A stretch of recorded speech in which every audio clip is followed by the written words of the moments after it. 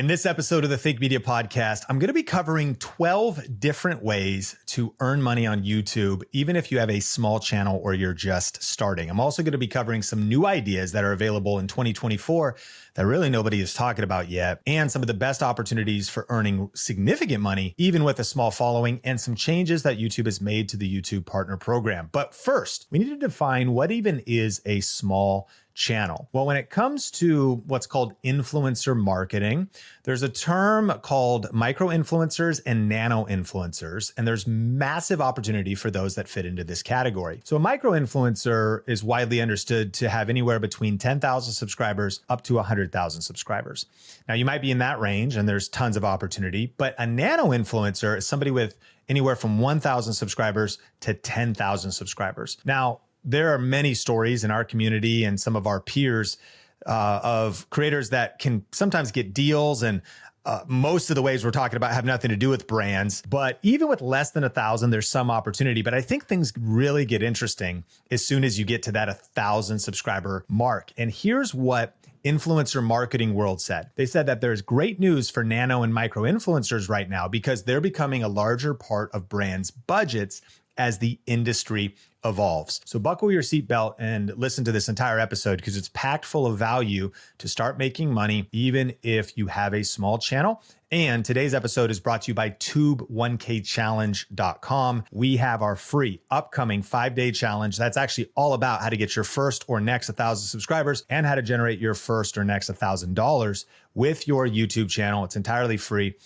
tell you a little bit more about that later, but you can check it out and register with the link in the show notes. So let's dive into number one of our 12 different ways, and that is affiliate marketing. Now, this is my favorite way to start earning money when you have a small channel because the barrier to entry is probably the lowest out of all the different opportunities. You don't need to qualify for the YouTube Partner Program. In some cases, you don't even need to have uploaded a video yet. There are affiliate programs that will at least approve you to start promoting and sharing links and earning money if anyone clicks and buys anything.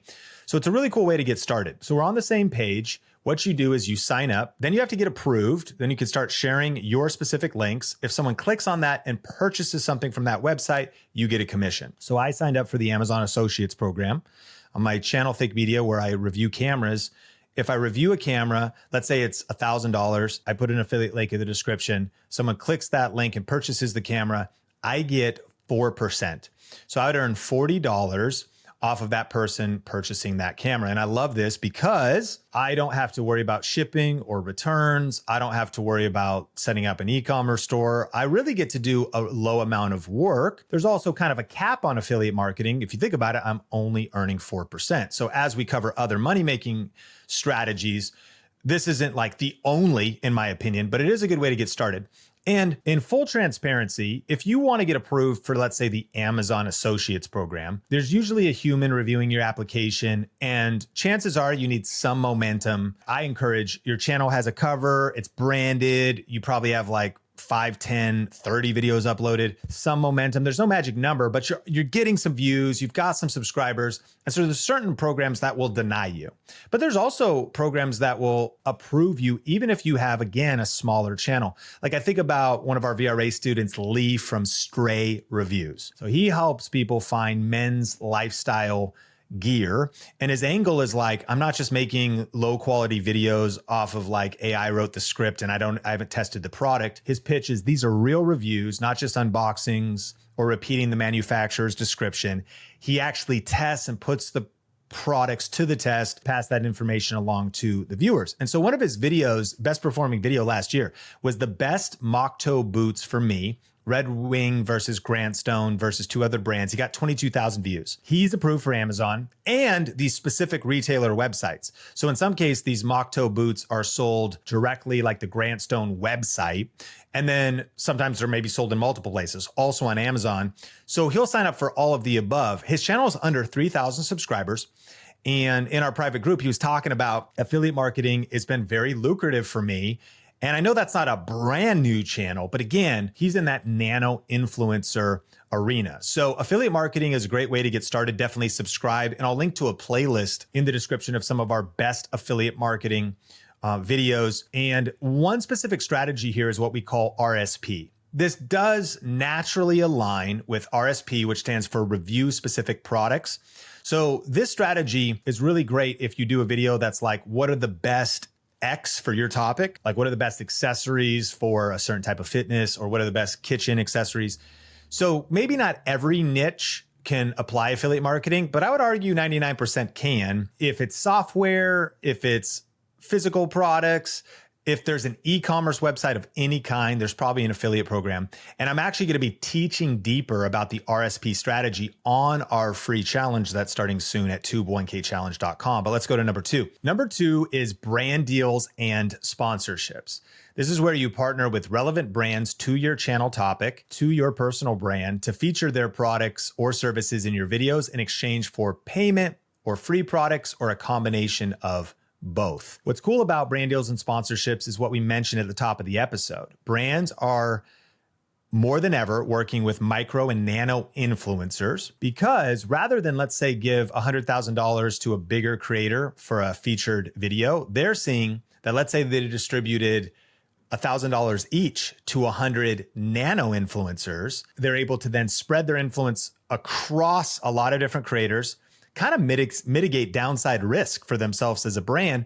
And what they love about these smaller micro and nano influencers is a lot of times they have much more connected audiences. Maybe they only have, again, less followers, but more passionate followers. They are able to more closely care for their following because they don't have this mega following. So they're very engaged. And maybe those creators, hopefully you, are more open to maybe doing some customization in terms of the content you create for them. And there's a lot of other ways you could increase your pitch value, because it's not just based on your influence. Maybe they want the rights to be able to use the video you make on their own website. And make sure you're subscribed, because we're going to be covering brand deals and sponsorships in future episodes and some tactics. But that would be number two, which leads us to number three, which is product placements. This is where you subtly showcase relevant products within your videos without directly promoting them. This is kind of a different angle of brand deals and sponsorships. And this probably wouldn't be a one-off thing a small creator does, but this could be a part of your pitch. As you get educated, you start realizing it's not just selling your influence, right? It's not just selling, I'll do a dedicated video for you. There's like 10 things you could sell. You could sell the ability for making a video that they could use on their website. You could sell the rights to do paid media. Maybe they want to use your video in some kind of an ad. Not only are you also promoting their product, but maybe they also want even some consulting. Creators as consultants is a big trend, because they don't know even what you know. Like, they just know about their product and they know they want to grow their business, but they're looking for your expertise or the creator's expertise to create maybe a higher quality video with them. Maybe they want to use that video on their Amazon page. You know how there's videos on Amazon when you click through all the images and the brand's commercial, there's also like creators. So we'll be covering this in future episodes, but this is the thinking of where a small creator can start making some good money.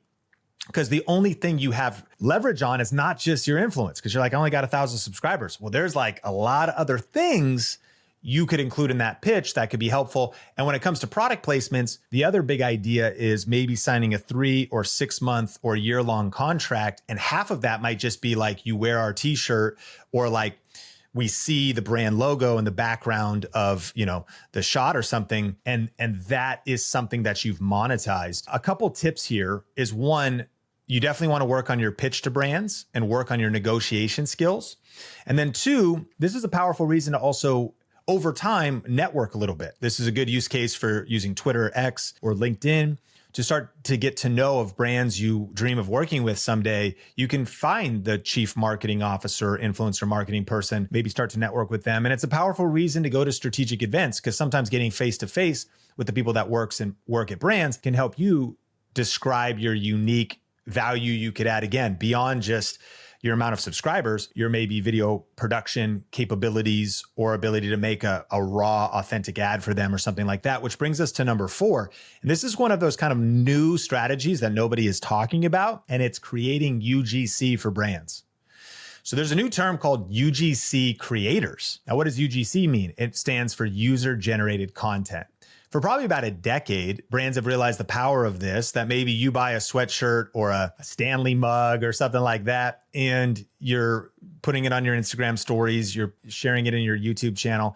you've promoted something as an affiliate and done a product review and you weren't paid by the brand, but maybe brands reach out, they follow a hashtag, they see where they're tagged, they ask for permission because the user created content. They're like, hey, could we use this? Could we feature you on our Instagram page? Could we do that, right?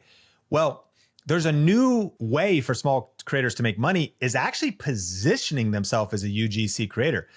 And so really what it is you're a creator that's in charge of promoting original videos, images, reviews, comments, or other forms of media. A UGC creator is a content creator who specifically creates content that looks like UGC, but it's been paid for. Unlike influencers who actually need to grow their community before they start working with brands, because that's what you think, right? That's the myth. Oh, if I don't have 10,000 subs or 50,000, brands don't want to work with me. UGC creators don't need a ton of followers, nor are they obligated even to show their face. Because again, these brands don't have the camera you have, or the smartphone you have, or the skills you have, or the understanding of marketing you have, or hooks, or angles, or storytelling. And in one sense, your YouTube channel becomes more like a portfolio than it becomes like a place of influence at the start. So your portfolio shows what you're capable of.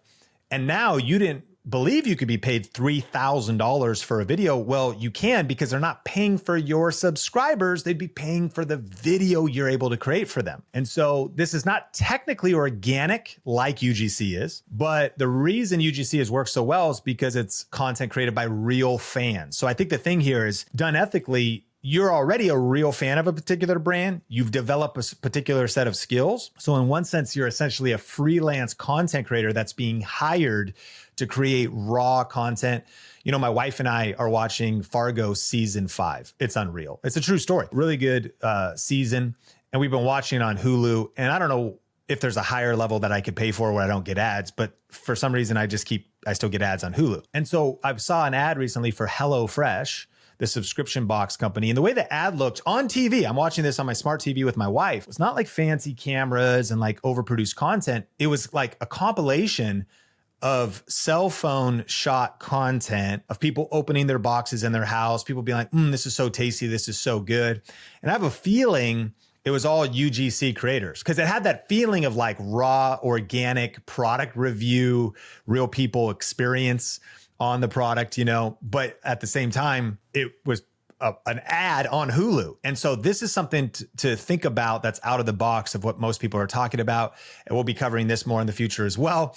And you can look up UGC creators, which brings us to number 5, licensing your content.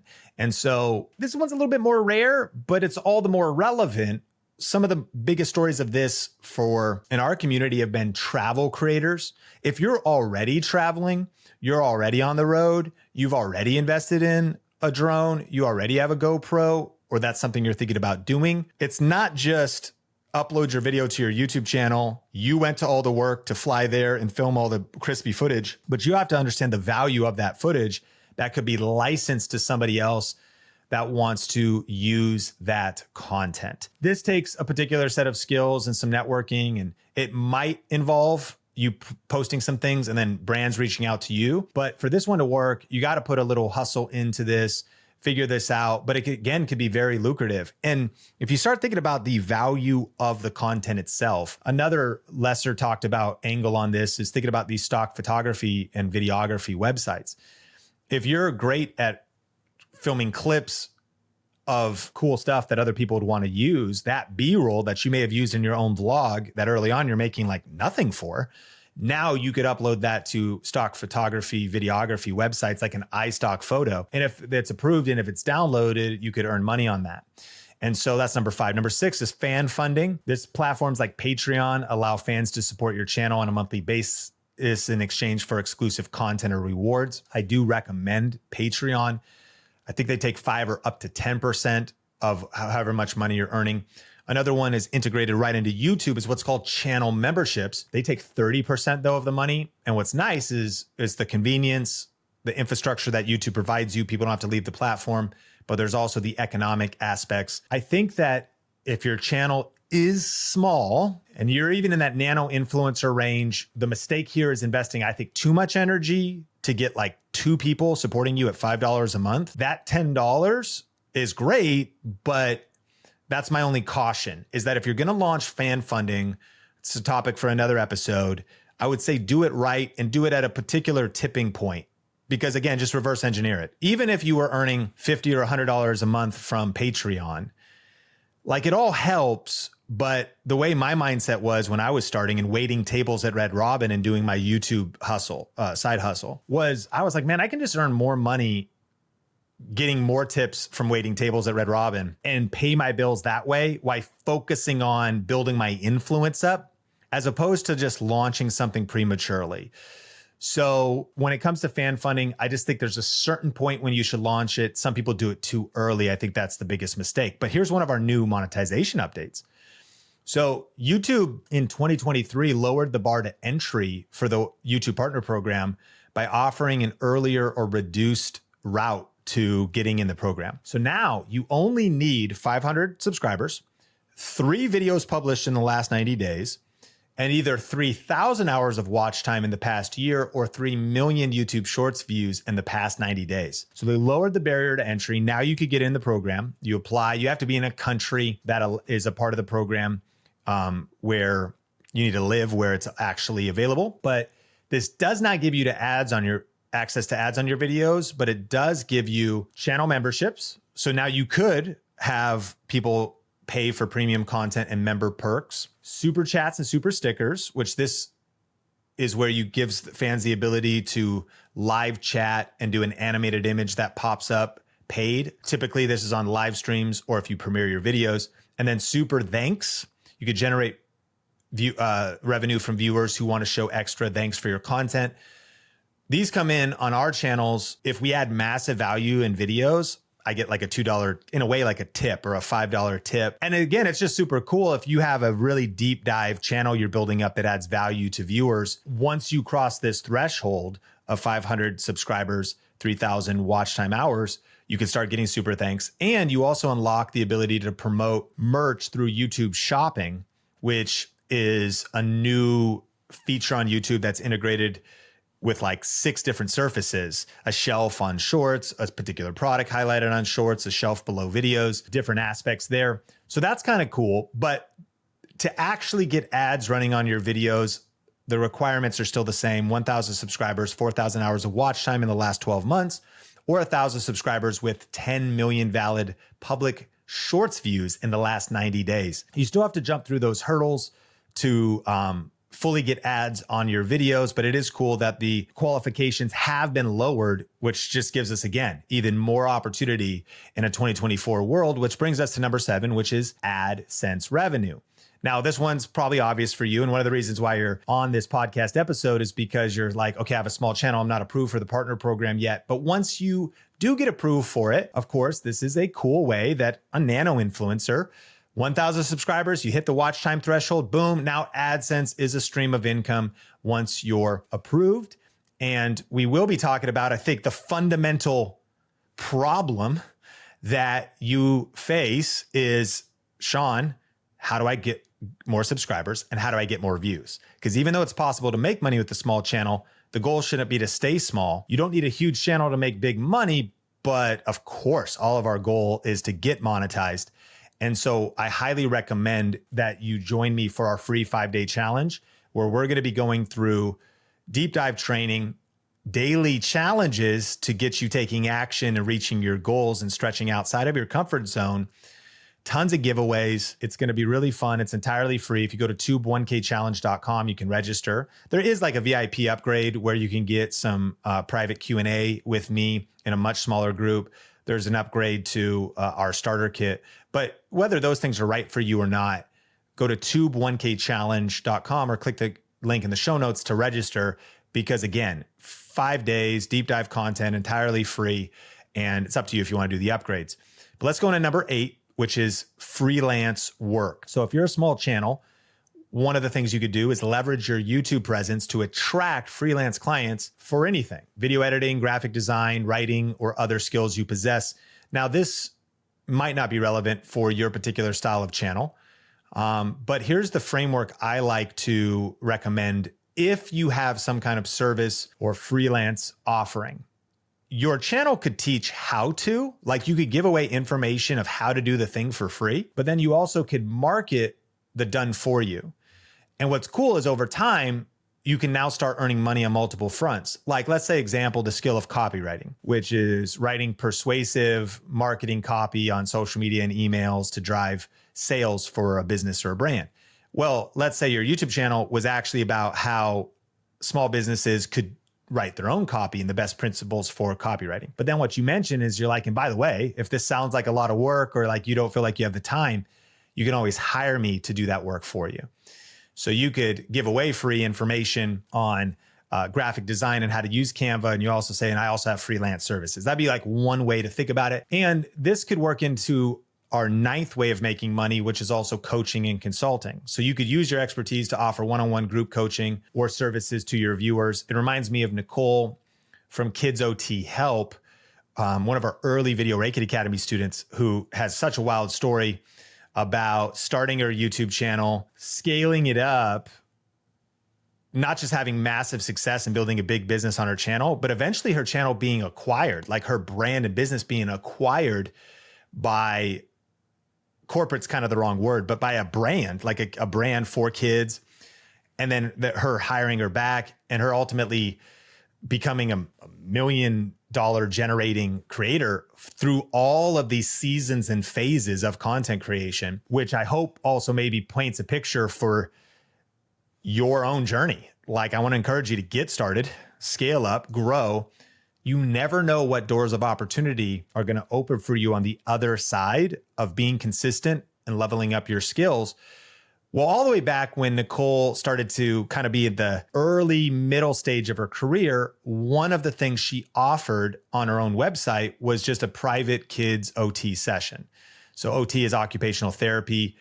In this case, occupational therapy that helps kids play, improve their school performance, aids in daily activities. And she charged $150 for a 30-minute consultation, which she could do virtually. So originally, I believe she was in an outpatient clinic, but then she realized I have these skills and I want to have a life and business on my own terms. And I see the power of YouTube. So she started creating content and she started to do affiliate marketing. Might've been a video about certain toys for learning for kids or best toys or school activities or accessories that you could outfit a room at home to create a learning environment and a play environment. Cool. So that's a video with affiliate marketing. Eventually she got monetized. Cool. There's ad revenue coming in. She started doing brand deals and sponsorships. Cool. That was coming in terms of people wanting to get in front of her audience, even when she was a smaller creator. And she then was also able to do coaching and consulting as just another opportunity. And it's not like that was like the phone was ringing off the hook or tons of people were buying that. But one of the things to consider as you build out your whole online platform is what links are on your YouTube channel. Where else are you sending people? I don't think you need a website day one, but maybe someday you have a website set up and all you need to ultimately be able to do this is you could actually just do like a paypal.me/Sean Cannell. And I could say, hey, pay me some money and I'll do some coaching or consulting with you, which I did early on, back when I was charging like $100 or $300 or $500 an hour early on because I had some video skills. These days, the number is much higher. That is number 9, coaching or consulting. And as a side note, I uploaded an episode about the biggest trends or it's coming soon. And one of the trends that is happening in 2024 is creators as consultants. So brands are increasingly using influencers for creative input into product development, creation of content for the brand to use on their own channels and their paid advertising, as well as creating a community of customers, with influencers providing an effective interface between brands and their audience. So this is a big trend. And small channels are underestimating the opportunity to work with, I think, even big brands. Let me give you an example. I was recently bought a couple SUVs at a local Toyota dealership. And really, my wife got 2 cars and I got none. Isn't that how it goes? No, I'm pumped about it. But we got like a Toyota Sequoia TRD, got a Toyota 4Runner, big Toyota family now. And I actually, when talking to our sales rep, they heard about what I did and they're like, man, I got to introduce you to the owner of the dealership and like the marketing person. Well, as I sat down with them, what I started to just over coffee, just friendly conversation was I started to say, if I was you, I would look for and connect with influencers of all sizes in the Pacific Northwest region, up the I-5 corridor. Now I have a particular set of skills. They're like, where would we find them? Because they don't even know that. So that speaks to, you got to be aware of like who your audience is. But I was like, you should work with, I know of a creator that's kind of more in the Arlington, Washington area, more of a lifestyle. And I was kind of like, she's not huge, but I was like, give her a car, lend her a car and pay for her trip to like go over the mountains to Leavenworth, Washington, film footage along the way. Again, kind of to that UGC creator level of like, even if it's not her influence that drives anyone to your dealership, now you have the content, but also what if you create a community of these different content creators that are in the local region? And so creators as consultant or coaching and consulting, I think is just something to think about. This one might be like not the most practical one for you at this exact moment, but the future is bright. And why can't you be the go-to expert in your circle? Or why can't you be the go-to expert in your city or your niche category? Again, we're underestimating the opportunity to work for like a local dealership and find some ways to maybe exchange some money, exchange some value, create some opportunities. And I want to encourage you to, again, start small, where you might be like, well, I need money. And borrowing a car is not going to be that helpful, but you're creating a relationship.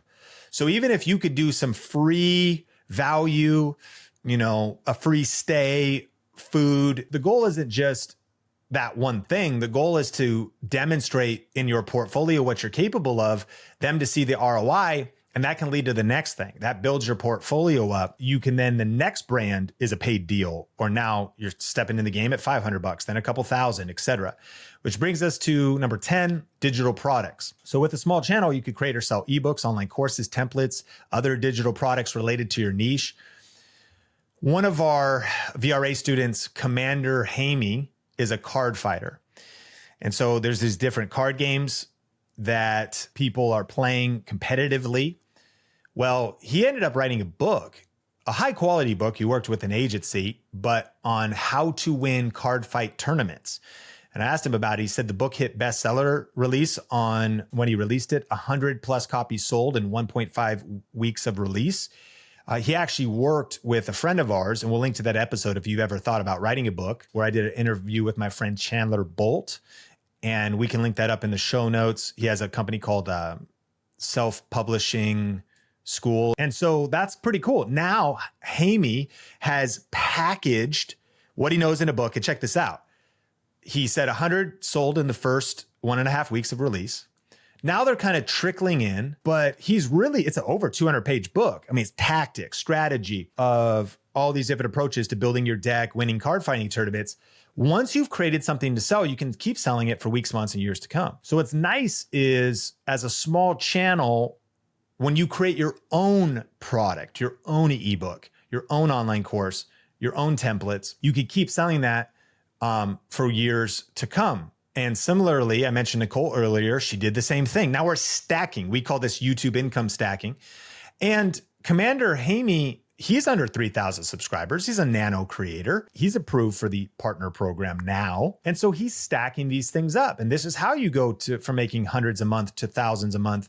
I remember when Omar El Takori on his personal channel made a video about taking family photography. His expertise is many things, but photography was one. And in the video, he sold his own Photoshop Lightroom presets for just quickly making your photos look awesome. Well, he ranked a video, which means he made the video one time, but it kept being found in search, it kept being suggested. And from that one video saying, and by the way, if you want to buy my Lightroom presets for, I think, $10 or $20, you could just plug these right into, your next batch shoot and save tons of time. So valuable. So you start thinking about, as you learn, even just sales, a presentation, why is it worth $10 or $20? Are you kidding? Like, that's how much I'm going to spend at Wendy's later, And so if I could save 30 minutes or an hour and on my consecutive upcoming photo shoots and have my photos look better than ever and get a particular vibe to them. So that's a true digital product. It's literally a digital file that people purchase and then install in software. I remember him recounting that him and his wife, Amanda, were able to pay their mortgage for a couple months. He earned a couple $1,000s. And then eventually the video, kind of trailed off in its views, and he didn't continue to really promote it as he has done multiple things and launched his new show and still does some stuff at Think Media. What's the point? Digital products.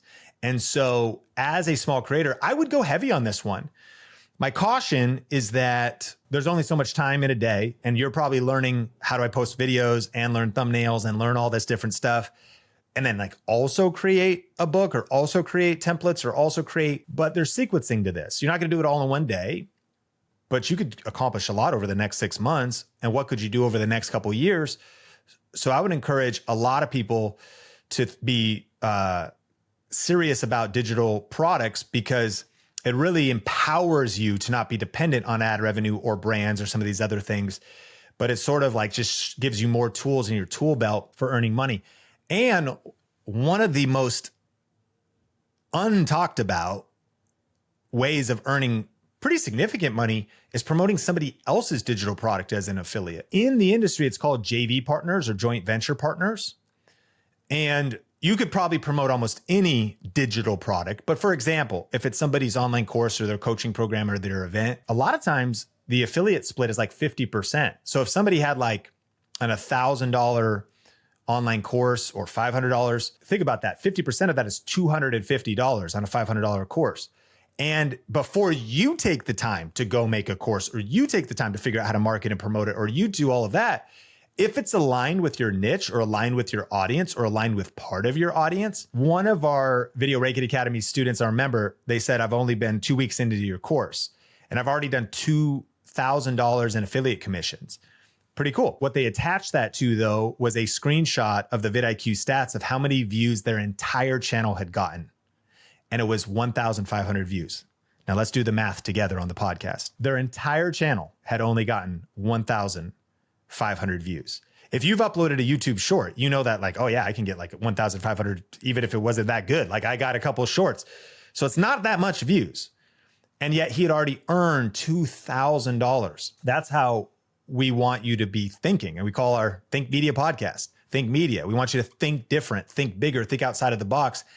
And a lot of times the reason smaller channels suffer is because of a lack of information, a lack of knowing and connecting the dots. Again, sometimes there's some shady stuff and low quality online courses out there. I'm not ignorant to that.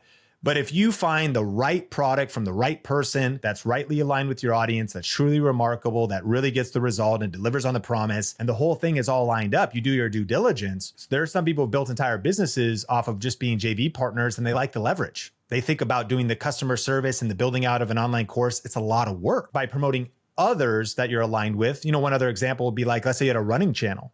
Well, there's marathon preparedness programs. My stepbrother, Alan Escalin, did an Ironman. And so he actually invested quite a bit of money in someone's educational online course and coaching program to prepare for an Ironman. No small feat.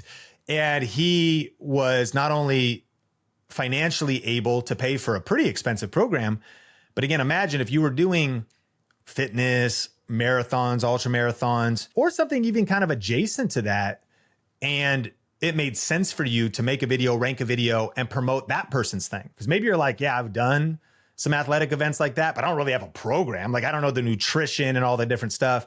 And so maybe it's something that's probably the best. You've personally taken that course. Well, again, let's say the program's $5,000.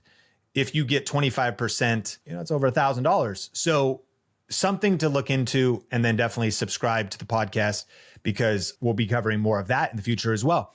And here's the statistic. The global e-learning market, AKA online courses, online learning, is expected to hit $1 trillion by 2032.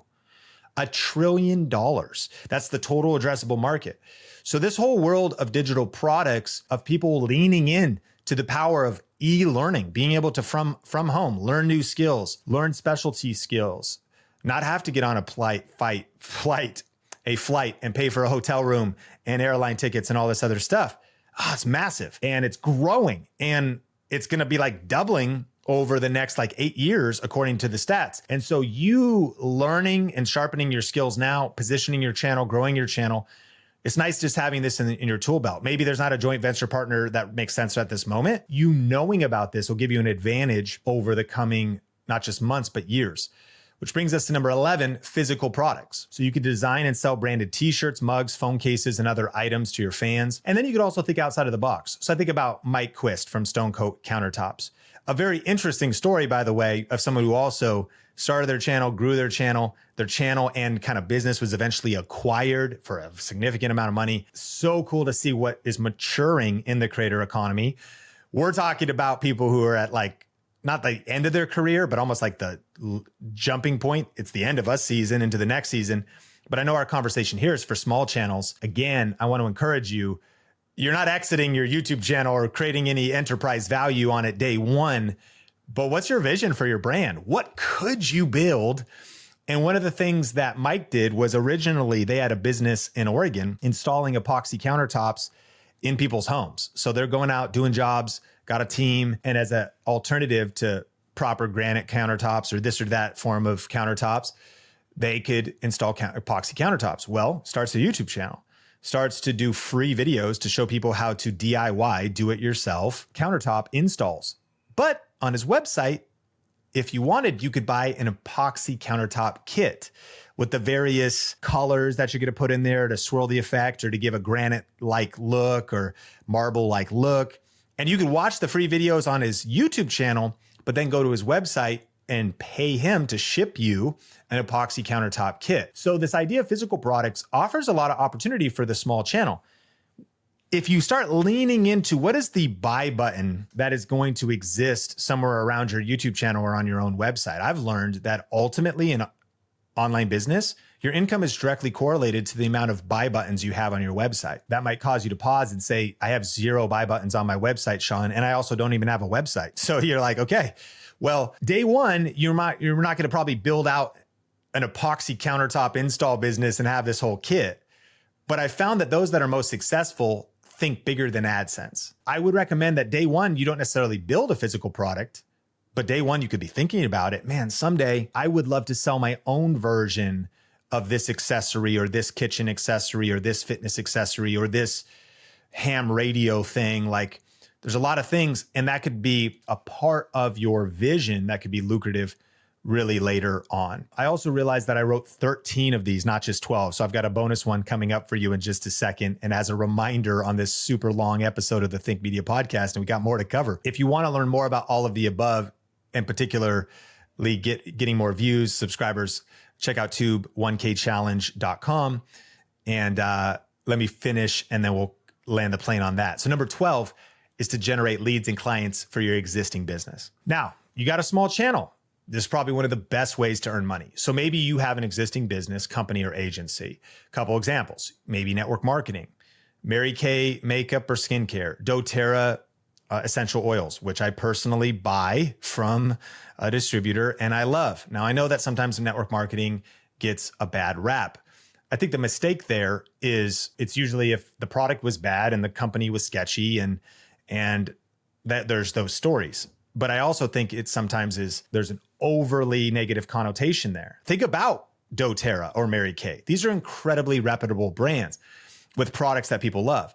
So if there's a product you love, you now have the ability to earn money off the products through your YouTube videos.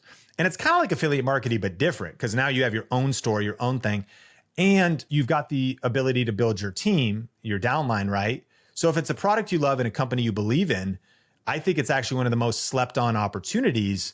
And I think if you're a nano influencer that is in, say, health and wellness, well, there's tons of health and wellness. If you're a nano influencer in skincare, anti-aging, or if you're giving advice to women in their 40s or women in their 50s, the synergy between network marketing and your YouTube channel could be massive. The cool thing about network marketing is you do learn a lot of business skills and you are empowered with, if you will, your own products with a compensation structure. So there's a lot of due diligence for you to do there. And I'm not telling you to just blindly rush into whatever on a product you don't love and a company you don't believe in. But I think that's one opportunity. Now, another way to generate leads and clients for your business could apply to real estate, right? Real estate agents or the real estate industry, brokers. When you've got the opportunity to do housing transactions, you know, I think of real estate agents as like high ticket affiliate marketers. Here's what I mean. If you had a YouTube channel that brought you in a lead that ended up buying $1 million house and you get 3% commission, I get 4% on cameras, you get 3% on the house. We just made $30,000 off of one transaction. When you start tapping into thinking like that, YouTube plus a more solid business model like real estate or professional services, accounting, legal, marketing, consulting firms. If your YouTube channel is lead gen for people signing up for some kind of professional service, again, you could make big money with a small channel. If you're a business owner, you have an agency. So like Jen DeVore Richter, when she had 546 subscribers, she sent us an email. She joined our program, Video Reiki Academy. She sent us an email. She said, I just had my biggest week ever in new business. I generated $11,000 in new business in 1 week from following what you guys teach. Now, mind you, she does marketing services for businesses. So that was where the income's coming from.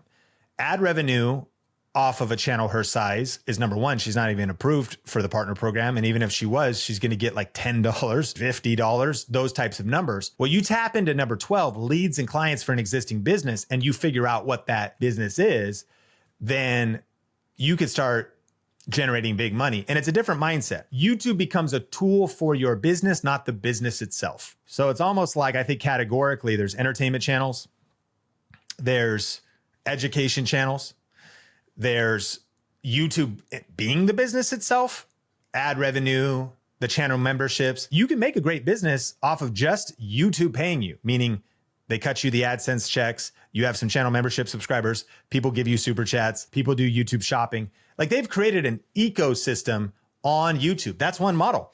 The other model, though, is like YouTube is marketing and lead gen for a different business. I think the conclusion there is you getting self-awareness and charting a path, and you might have pivots over on your journey. But I love this number 12 one because I never want to be dependent on a platform alone. The future is bright for YouTube. I think it's not only, it is the dominant video platform, but I think the next decade is going to be the best decade on YouTube. And it's a good platform to plant your flag on, but you want diversification. That's why we also encourage building an email list. Don't do all of the above all at once, but this is why SMS, text messaging, having a community there, or building a Discord group or a Facebook group. Diversifying your audience off of your platform is a smart move. Building up newsletters could be lucrative as a whole thing. That's a whole nother deal. I didn't even put it in the list, but not only do you have the newsletter, can you monetize the newsletter, but you could keep talking to the newsletter even if the algorithm changed or you had an issue with your YouTube channel. So number 12 is generate leads, clients for your business. And then number 13 is use your talent as a video creator for another brand or business. So essentially pitch yourself to be hired by a brand. Let me give you an example. No one's talking about this, but again, you're a small channel. So what have you done? You've developed skills. You might be early, but you want to talk on camera. You have started to learn video editing. Maybe you've been a small channel for a long time. You haven't been able to break through, but the skills you've developed. So Trisha Hirschberger works for Kingston Technology. She's been doing it for a long year. So Kingston Technology has like memory sticks, RAM, all these different products they sell. Well, if you go to their channel, you'll see that she is like a host of a brand who I couldn't tell you the face behind the brand. And I think there's multiple creators on the channel, but she's been like a pillar. And she also has her own channel.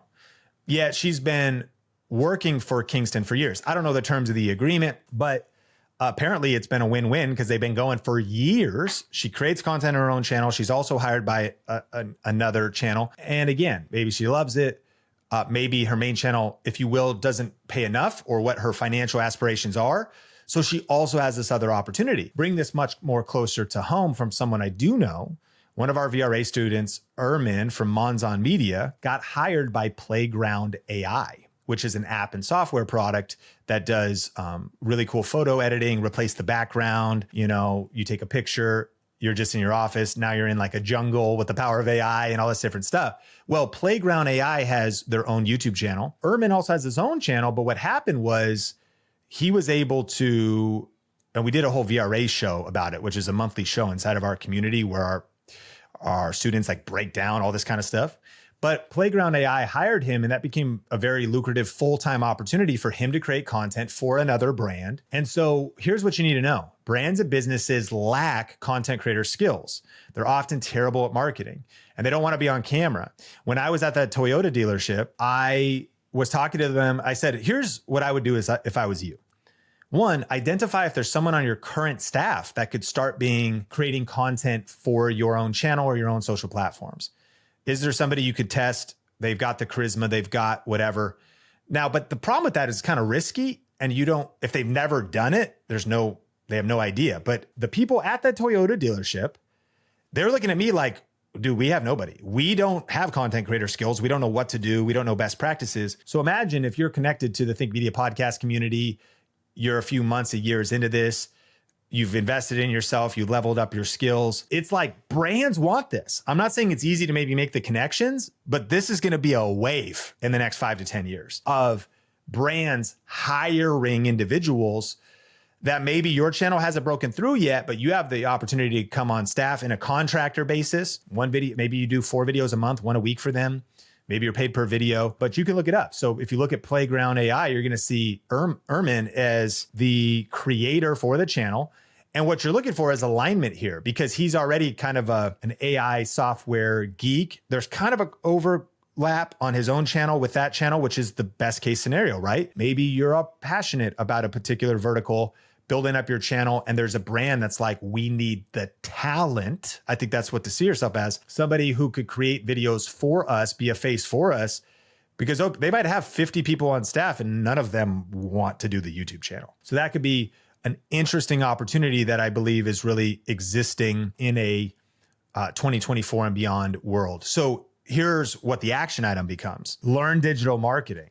Learn content creator skills, develop your camera and your confidence skills. If you're open-minded, I believe that full-time on YouTube could be a lot closer than you think, but it also might be different than you think. We've covered 13 different ways of earning money as a small creator, a small channel, a nano influencer, a micro influencer. And a lot of these could start right away. But who knows? Maybe you could lock in a talent opportunity with a brand, with another business, start creating content from them. But that's only if you actually have those skills. And honestly, I think that this is actually one of the biggest opportunities for small creators in 2024 and really the next decade, is the opportunity that brands and businesses are looking for talent. They're looking for someone that they could hire to create content for them, maybe as a UGC creator or actually as a regular creator that's on their channel, in the example of Trisha Hershberger in Kingston or Ermin and Monzon Media and Playground AI. But here is the next move. You got to develop the skills. And at Think Media Podcast, that's what we always encourage you to do. Always get 1% better with every upload. Learn digital marketing, learn social media marketing, learn YouTube best practices, and learn content creator skills, communication, persuasion, video editing. Develop your camera and your confidence skills. If you're a business owner, you already got a business. You're not worried about being hired by another business, but I hope that this episode shows that every creator has different approaches to this. And on the other side of you getting better and improving your skills, if you're open-minded, I think full-time could be a lot closer than you think, but it might look different than you think. You might be able to be full-time in the next month. Why? Because like Ermin, you get hired by Playground AI, and that gives you a place where, yes, you're creating consistent content for another business or brand, but then two, you're also able to work on your own channel in the process. The next 3 years are going to be the best 3 years in the creator economy, according to Goldman Sachs research. What they said is that by 2027, the total addressable market, the creator economy, could be a $500 billion industry, essentially doubling in the next 3 years. So massive momentum is coming to this industry. There's a lot of intangibles. It's not without risk. It's not without challenges. It's not without a skill gap that you need to close as you continue to level up. But we do know this fact. There is massive momentum happening. And so get committed, lean in, get disciplined, stop dabbling, start dominating, and really lean in. And I hope that you've learned a lot from these 13 different ways of earning money. And if you've loved this kind of content, I want to invite you to tube1kchallenge.com, because it's going to give us even more time to go deeper in all of these monetization methods, but more importantly, let's grow your influence. Let's get you more views. Let's get you to your first 1,000 subscribers or your next. And let's talk about practically how can you earn your first $1,000. These are the different methodologies, but let's close that gap and get that first 1,000 as soon as possible. That's what Tube 1K Challenge is all about. We're giving away some cameras. We're giving away a complete YouTube studio. It's a super fun thing that we only do a couple times a year. So check out the show notes, tube1kchallenge.com. And if you enjoyed this episode, like, rate, review, or share the podcast wherever you listen or watch. And if you're on YouTube, let me know your favorite out of the 13 ways of making money, the one you're going to lean into, and any future questions that you have that you'd love covered in future episodes. Is there one of these that you'd love for me to go deeper on? Is there questions about these you have specific questions about? That's what this podcast is for, helping you win on YouTube. And so I can't wait to connect with you in a future episode. Until then, my name is Sean Cannell, rhymes with YouTube channel. This is the Think Media Podcast, and we'll talk soon.